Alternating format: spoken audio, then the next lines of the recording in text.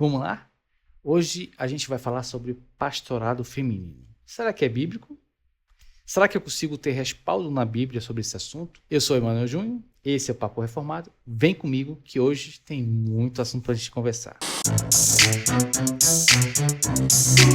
Esse é um assunto muito polêmico na igreja, né? Hoje em dia a gente vê várias igrejas aí onde mulheres são pastoras. Muito importante a mulher estar envolvida ali no louvor, envolvida ali na adoração, envolvido na igreja mesmo, ali ensinando. Mas a gente precisa entender o que a Bíblia nos fala sobre esse assunto. A gente não pode fazer as coisas de Deus da nossa cabeça, não. Essa nossa cabecinha aqui, ela precisa estar orientada na palavra do Senhor. Se eu e você cremos que a Bíblia é a palavra de Deus, então nós precisamos ler, meditar e entender o que Deus tem para nós. Há uns defendendo que não, mulher deve sim exercer ministério pastoral. Outros dizem que não é isso. Mulher não deve exercer ministério pastoral. Mas o que a luz da Bíblia pode nos dar para que a gente possa fazer a obra do Senhor de forma correta, de forma agradável, né? Porque, afinal de contas, tudo que a gente faz na igreja, ali, o culto, ele é voltado para Deus, né? Se eu não presto um bom culto a Deus, eu estou desagradando a Deus. Eu, particularmente, creio e acredito que a mulher não deva exercer o ministério pastoral. Mas calma lá, a gente vai ver por que eu creio assim e a gente também vai ver aqui por que outros creem diferente, tá? Então, o primeiro ponto é Gálatas 3, 28, que diz assim: nisto não há judeu, nem grego, não há servo, nem livre, não há macho, nem fêmea, porque todos vós sois um em Cristo Jesus. Eu, como homem, e a minha esposa como mulher, Deus não faz essa distinção de homem e mulher nesse sentido. Esse versículo sugere, então, que em Cristo todas as barreiras são quebradas, né? Tanto barreiras sociais, barreiras culturais e de gênero. E isso, para muitos, informa que é possível, então, que a mulher possa exercer o ministério pastoral na igreja. A gente pode ver na Bíblia, no Antigo Testamento, alguns personagens ali femininos que realmente foram líderes, que desempenharam papéis importantes ali para o povo de Deus. Uma delas é Débora. Débora foi uma grande juíza, né? Que julgou vários casos ali em Israel, que ajudou muito o povo de Israel, tá? E uma outra mulher também que a gente pode ver na Bíblia, isso no Antigo Testamento, tá? Ainda no Antigo Testamento, é Priscila, né? Junto com seu marido ali, Áquila, onde Priscila, ela discipulava e treinava e ensinava, né, fortemente ali, um pregador chamado Apolo, que era um grande pregador e tal. Então, de certa forma, ela, sim, exercia um certo papel ali ministerial, né, na vida de Apolo, e até de autoridade mesmo espiritual sobre a vida dele, tá? Uma outra figura que é muito interessante que a gente pode conhecer ali na Bíblia é Júnia. Júnia foi, assim, uma das servas de Deus ali que se destacou bastante, tá, entre os apóstolos. E isso faz com que também muitos dizem assim, tá vendo? Então, realmente, pode ter uma apóstola, né? Não só existiu apóstolos, existiu apóstolo, mas não é bem isso que a Bíblia nos fala aí. Está lá em Romanos 16, 7, que diz assim: saudai Andrônico e Júnia, meus parentes e companheiros de prisão, os quais são notáveis entre apóstolos e estavam em Cristo antes de mim. A gente pode fazer uma analogia para a gente tentar entender o que o autor está falando. Imagina que você está ali num grupo de pessoas e comentando sobre outra pessoa. E, de repente, você fala, sabe fulano? Então, fulano, ela se destaca, ela é notável, né, entre os professores. Ou fulano é notável entre os alunos. Então, não necessariamente quer dizer que fulano que a gente está comentando aqui é professor e nem que o fulano é aluno, mas talvez seja uma pessoa que esteja entre os alunos e esteja se destacando entre os alunos, ou uma pessoa que está entre os professores está se destacando entre os professores. Tá? Isso que o autor quer dizer aqui. Então, olha que interessante, né? Agora a gente vai ali para o Novo Testamento, em Atos 12, 17 a 18. Olha o que diz aqui. E nos últimos dias acontecerá, diz Deus, que do meu espírito derramarei sobre toda a carne, e os vossos filhos e as vossas filhas profetizarão. Os vossos jovens terão visões, e os vossos velhos sonharão sonhos. Versículo 18. E também do meu espírito derramarei sobre os meus servos, sobre as minhas servas, naqueles dias, e profetizarão. Deus, ele realmente derrama o seu espírito sobre todos nós, sem distinção de raça, cor, gênero, né? Se somos homens ou somos mulher. Deus está derramando. Deus vai usar você, mulher. Deus vai usar você, homem, para pregar o evangelho, para levar a palavra de salvação para as pessoas. Isso é óbvio, está claro. Tanto que Jesus próprio mesmo disse: ide pregar o evangelho a toda e qualquer criatura, né? Sem distinção de cor, raça, gênero. É importante sim, eu e você, pregarmos o evangelho. Mas será que a autoridade feminina, no sentido de pastora na igreja, é real isso?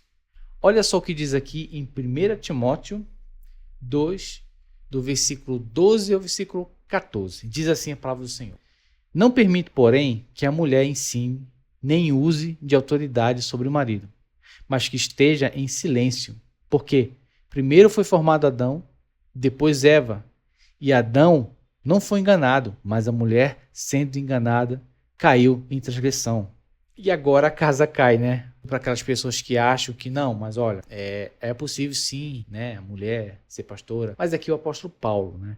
O apóstolo Paulo, ele foi um apóstolo que montou muitas igrejas, construiu muitas igrejas, e ele enviou várias cartas, diversas cartas para as igrejas ali, mostrando como é que as igrejas poderiam estar servindo ao Senhor. Que, se a gente for analisar aqui versículo por versículo, olha só, o versículo 12, não permito, porém, que a mulher ensine nem use de autoridade sobre o marido, mas que esteja em silêncio. Quando eu vejo esse texto, eu percebo que é o próprio Deus, através de Paulo, né? Porque Paulo era o apóstolo de Jesus, ele está dizendo o seguinte: ó, eu não permito que a mulher ensine. Não permito. E engraçado que ele fala assim, ó, e nem que use de autoridade sobre o marido. E por que justamente Paulo faz essa comparação? Porque ele não poderia falar somente que a mulher não pode exercer autoridade sobre o homem. Tem que botar aqui o marido. Desde quando o homem foi criado por Deus, o homem foi colocado como cabeça. Tanto que a própria palavra do Senhor diz que primeiro criou o homem e aí ele viu que o homem estava sozinho. Então,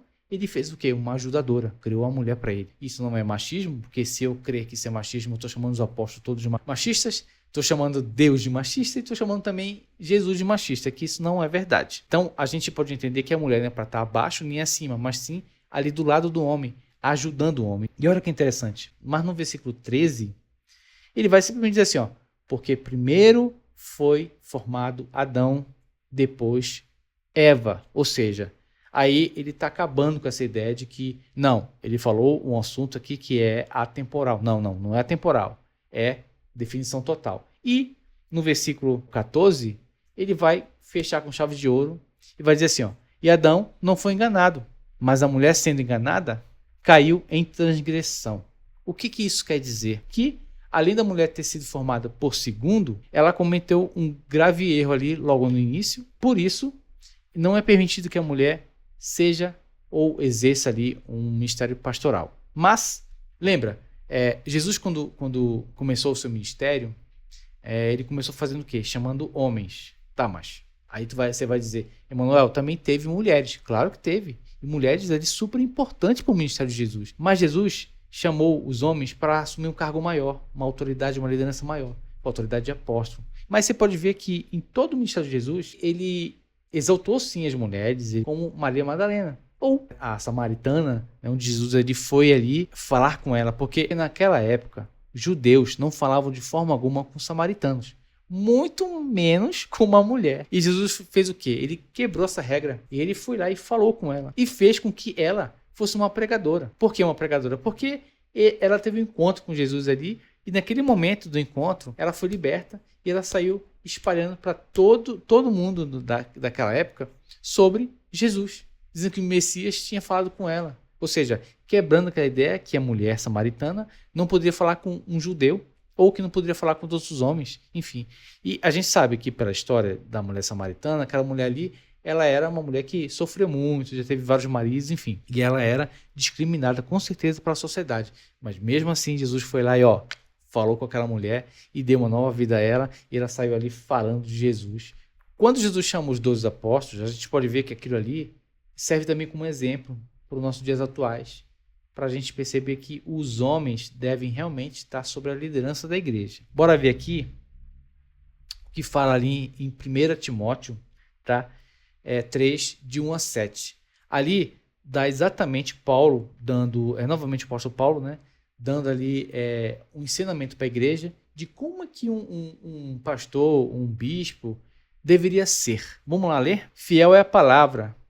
Se alguém aspira ao episcopado, excelente obra almeja. É necessário, portanto, que o bispo seja irrepreensível, esposo de uma só mulher, temperante, sóbrio, modesto, hospitaleiro, apto a ensinar, não dado ao vinho, não violento, porém cordato, inimigo de contendas, não avarento e que governe bem a própria casa, criando os filhos sob disciplina com todo o respeito. Pois se alguém não sabe governar sua própria casa, como cuidará da igreja de Deus? Não seja neófito, ou seja, não seja um novo na fé, para não suceder que se exoberdeça e incorra na condenação do diabo. Pelo contrário, é necessário que ele tenha bom testemunho dos de fora, a fim de não cair no opróbrio e no laço do diabo. Então, a gente pode ver aqui que o apóstolo Paulo ele está mostrando ali para a igreja como é que um verdadeiro servo do Senhor deve ser para ele ser considerado como um bispo, como um pastor. Interessante a gente voltar aqui, ó. Versículo 2, olha o que diz aqui, ó. É necessário, portanto, que o bispo,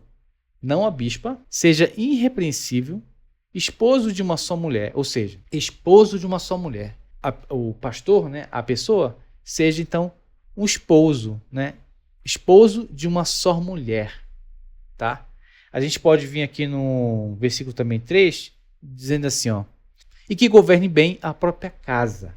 Ou seja, quando eu vejo esse texto aqui que fala sobre governar bem sobre a própria casa, eu posso fazer claramente aqui uma correlação com o homem ser o cabeça. Porque quem governa a própria casa? É a mulher ou o homem? É um homem, tá? O homem é o cabeça, é o homem que governa. Claro que o homem não vai esmagar e pisar a sua mulher. Não é isso que a Bíblia está falando.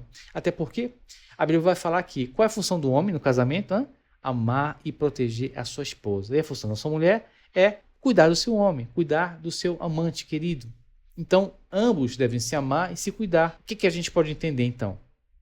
Logicamente, que o homem e a mulher devem conversar, se entender e não é prevalecer a vontade do homem, mas prevalecer um bom senso que ambos possam caminhar juntos. E claro, o homem ali liderando, tá? Porque o homem não lidera sozinho, lidera junto com a sua esposa, mas ele é o cabeça.